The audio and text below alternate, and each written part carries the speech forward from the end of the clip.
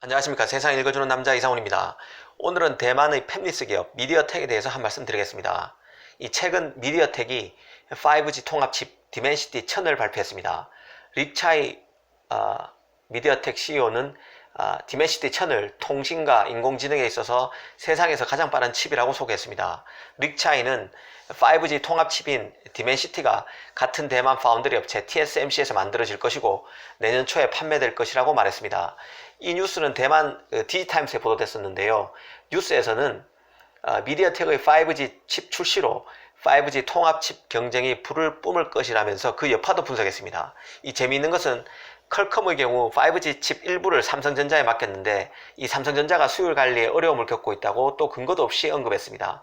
일전에 디지타임스가 보도한 바 있는 중가 5G 폰에 들어가는 퀄컴의 스냅드래곤 7250 칩을 삼성의 파운드리에서 만드는데 수율이 기대에 못 미친다는 내용을 재탕한 것입니다. 그러면서 미디어텍의 5G 칩이 퀄컴 칩을 따라잡으면 디멘시티 칩을 만드는 TSMC도 이 삼성과의 격차를 더 벌리게 될 것이라고 짚었습니다.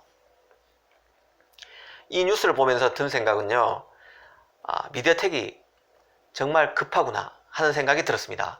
더 구체적으로 말씀드리면 이번 5G 모멘텀을 싸구려 이미지를 벗어던지는 계기로 삼겠다는 강한 의지가 읽혔습니다. 이 미디어텍은 팹리스 전세계 4위 기업입니다. 외형적으로 크게 성장했습니다. 하지만 그 싼 맛에 쓰는 칩이란 인식이 강한 것도 사실입니다. 중국의 샤오미, 오포, 비보 등 중저가 스마트폰을 빼면 글로벌 플래그십 모델에는 미디어텍 칩은 아직 사용되지 않고 있습니다. 한마디로 중국 폰 업체들이 싼 맛에 쓰는 칩이란 이미지가 회사 브랜드를 덮고 있다 해도 과언이 아닙니다. 이 미디어텍으로서는 5G 통합칩 발표를 계기로 이런 이미지를 바꾸고 싶을 것입니다. 사실 미디어텍 입장에서 보면요, 자신의 칩이 들어간 중국의 스마트폰들이 칩 때문에 오류를 일으켰다는 그런 뉴스도 없는데, 그런 소식도 없는데 싸구려 취급을 받는 게 억울하다고 느꼈을 수도 있습니다. 실제로 이번 미디어텍의 디멘시티는 TSMC 7나노 공정을 적용한 칩입니다. 이 객관적으로 봐도 실력을 제법 쌓았다고 볼 수도 있을 것입니다. 그래도 시장은 냉정합니다. 아직 더 봐야 한다는 것이죠. 이제 개발이 끝난 제품을 발표한 것에 불과하다고 보고 있습니다. 양산을 시작하기 전이고 스마트폰에 아직 적용되지도 않았습니다. 샤오미, 오보, 비포 등 미디어텍 칩을 쓰는 중저가 중국의 스마트폰 업체조차도 그해 최고 좋은 모델이라는 플래그십 모델에는 퀄컴의 스냅드래곤을 쓰지 미디어텍 칩을 쓰지 않습니다. 그만큼 시장은 냉혹할 만큼 레퍼런스를 요구하고 있습니다. 과연 미디어텍은 싸구려 이미지를 벗어던질 수 있을까요? 이 5G 칩 경쟁과 관련해서 자세히 보신 분들은 아마 알 것인데요. 5G 통합칩을 강조하는 기업은 단연 중국계 기업입니다. 이 삼성전자도 5G 통합칩을 개발했다고 발표했지만 그렇다고 이걸 아주 강조하지는 않습니다. 심지어 퀄컴은 아직 5G 통합칩을 개발했다고 발표도 안 했습니다.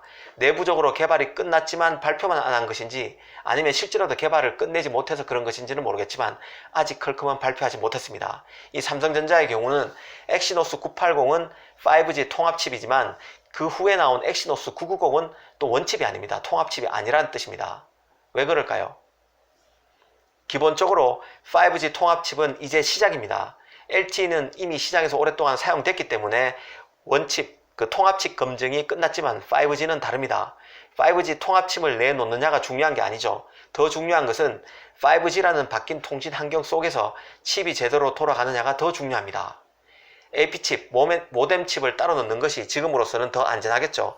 그래서 퀄컴도 삼성도 5G 통합칩에 목숨을 걸기보다는 일단 5G 칩을 AP칩, 모뎀 칩으로 따로 만들더라도 그 시스템 안에서 제대로 안정적으로 돌아가는 게 더 급선무라고 여기고 있습니다. 좋게 보면요, 선두그룹만의 신뢰도 중시, 다른 말로는 갈록 같은 게 느껴집니다. 그런데 대만의 미디어텍, 그리고 중국의 하웨이 자회사 하이실리콘은 전혀 다릅니다. 5G 통합칩을 삼성, 퀄컴보다 먼저 출시했거나 거의 동시에 내놨다는 점을 세일즈하기 바쁘죠. 스마트폰에는 이 통신망을 감지하는 5G 모뎀 칩과 스마트폰을 구동하는 두뇌인 어플리케이션 프로세서 칩이 각각 들어가는데 이 두 개 칩을 하나의 칩에 담은 게 바로 5G 통합칩입니다. 이 통합칩의 가장 큰 장점은 공간 활용과 전력 절감이죠. 스마트폰 내부에서 부품이 차지하는 면적을 줄여서 설계 편의성이 좋아지고 하나의 칩에서 통신도 주고받고 데이터 연선도 하기 때문에 전력을 아낄 수 있습니다. 이 하웨이의 5G 통합칩인 이 기린은 하웨이 자회사인 하이실리콘이 설계하고 같은 대만의 TSMC가 7나노 극자외선 EUV 공정을 통해서 나온 것입니다. 그리고 5G 통합칩을 최초로 적용한 메이트 30, 이 스마트폰이죠. 이 스마트폰 메이트 30도 대대적인 프로모션을 했던 게 하웨이입니다. 이 삼성만 해도 5G 통합칩이 8나노 핀팩 공정을 통해서 만들었지만 하웨이는 7나노 EUV 공정을 이용한 것이라는 점을 하웨이는 강하게 세일즈 했었는데요. 하지만 기린칩의 경우 미국의 하웨이 제재로 ARM의 코어텍스 77 대신에 구형인 코어텍스 76을 썼습니다. 코어텍스는 이 CPU에서 연산을 담당하는 구역이죠. 연산을 담당하는 구역에 회로를 어떻게 구성하는지가 기술인데 최고 사양 제품을 못 썼다는 뜻입니다. 결국 하웨이가 자랑한 5G 통합칩인 기린은 스타일을 구길 수밖에 없었습니다. 지금 미디어텍도 은근히 7나노 공정을 활용했음을 가시하고 있습니다. 자랑할 만한 일이죠. 그렇다고 이제 막 개발을 끝낸 디멘시티가 퀄컴을 이기느니 삼성을 제치느니 하는 것은 심한 오바라는 생각이 드는 것도 어쩔 수 없습니다. 실제로 디지타임스 기사를 보면요, 5G 통합칩인 디멘시티 성능이 탁월해서 미디어텍이 고가 정책을 쓸 것이라고 나와 있습니다. 그리고 칩 가격도 내년 상반기에 $100 이상을 유지할 것이라는 점도 소개되어 있는데요. 이는 4G 칩의 서너 배 수준입니다. 이런 공격적인 5G 통합칩 마케팅은 삼성이 5G 통합칩을 최첨단 모델 폰에는 당장 적용할 계획이 없는 것과는 확연히 비교됩니다. 5G 통합칩을 개발했다고 끝나는 게 아니죠. 스마트폰 업체들이 개발한 칩 샘플을 받아서 확인하고 여기에 맞춰서 부품들도 따로 설계해야 됩니다. 또 실제 그 칩을 폰에 적용해서 제대로 폰이 구동되는지도 따져봐야 합니다. 그래서 칩을 개발했다고 발표하는 것과 실제 스마트폰에 적용돼서 제대로 구동되기까지의 그 시차도 상당히 날 수밖에 없습니다.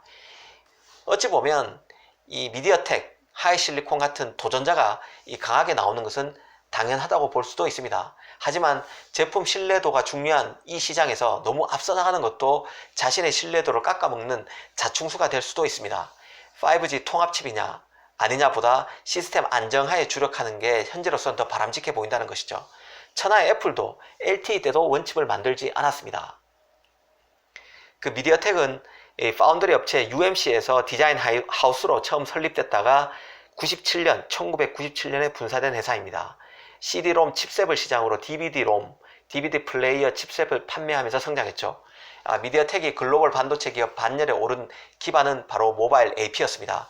퀄컴 등 세계 대형 반도체 기업이 기술력으로 무장한 프리미엄 AP 시장에 집중해서 연구개발에 주력하는 사이에 미디어텍은 중저가 AP 시장에 집중하는 전략을 취했습니다. 그래서 2위 AP 생산업체로 컸습니다. 이 미디어텍이 공급하는 AP 가격은 퀄컴의 절반 수준인 것으로 알려져 있죠. 일명 산자의 폰이라고 일컬어지는 짝퉁폰이 중국 휴대폰 시장에서 활개를 치기 시작하면서 미디어텍도 급성장했습니다.